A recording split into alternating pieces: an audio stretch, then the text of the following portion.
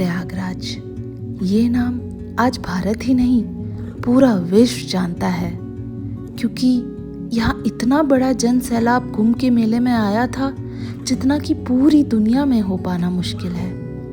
कुंभ मेला या तो आप जा चुके होंगे या सुने तो होंगे ही किसी ना किसी से, पर आपको नहीं लगता कुंभ मेले के चक्कर में प्रयागराज अधूरा छूट गया? तो चलिए चलते हैं इस सफर में, जहां हम जानेंगे प्रयागराज के उस हिस्से को जो हमारी नजरों से रह गया है।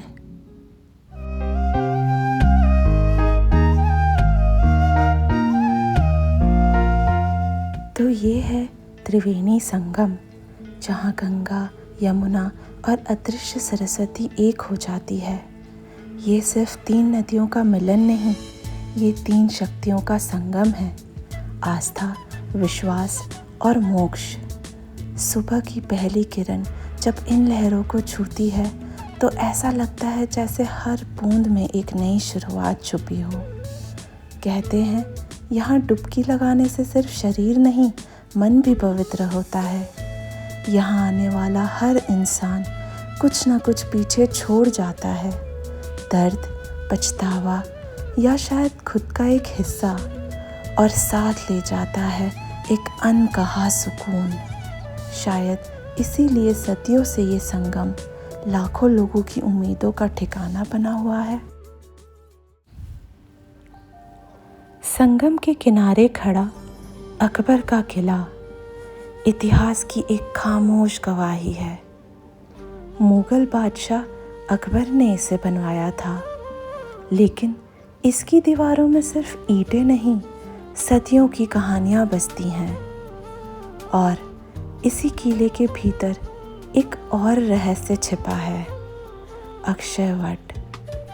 कहते हैं यह वो पवित्र वृक्ष है जो कभी नष्ट नहीं होता।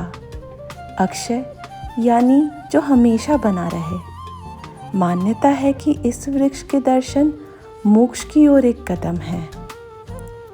और इसी किले के भीतर पातालपुरी मंदिर, जहां आस्था जमीन के नीचे भी उतनी ही गहरी है। प्रयागराज की गलियों में एक अलग ही आस्था बसती है, बड़े हनुमान जी के इस मंदिर में। यहाँ हनुमान जी विश्राम मुद्रा में हैं और इसके पीछे एक गहरी कथा है। कहते हैं जब हनुमान जी लंका जलाकर लौटे तो वो अत्यंत थक चुके थे, और यही विश्राम की अवस्था इस प्रतिमा में दिखाई देती है। कहते हैं जब गंगा का जल बढ़ता है तो हनुमान जी के चरणों को स्पर्श करता है, मानो स्वयं माँ गंगा उन्हें प्रणाम करने आती हों। और फिर इतिहास हमें ले आता है आनंद भवन, जहाँ आज़ादी के सपनों ने आकार लिया था। ये सिर्फ एक घर नहीं, बल्कि भारत के स्वतंत्रता संग्राम का एक साक्षी है। यहीं पंडित जवाहरलाल नेहरू ने अपने विचारों को आकार दिया। यहीं बैठकर देश के भविष्य की दिशा तय की गई। इन कमरों में आज भी वो ऊर्जा महसूस होती है जहाँ कभी देश को आज़ाद देखने का जुनून था। दीवारों पर टंगी हर तस्वीर एक कहानी कहती है, संघर्ष की, बलिदान की और उम्मीद की।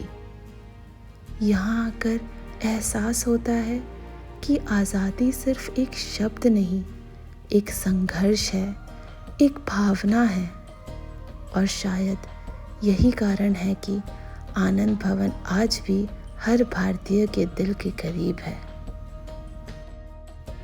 संगम की दूसरी ओर बसा अरेल घाट, जहाँ डूबता सूरज और बहती हवा हर पल को एक कहानी बना देती है। अरेल घाट संगम के उस पार की एक शांत दुनिया है, जहाँ भीड़ कम है लेकिन सुकून कहीं ज़्यादा।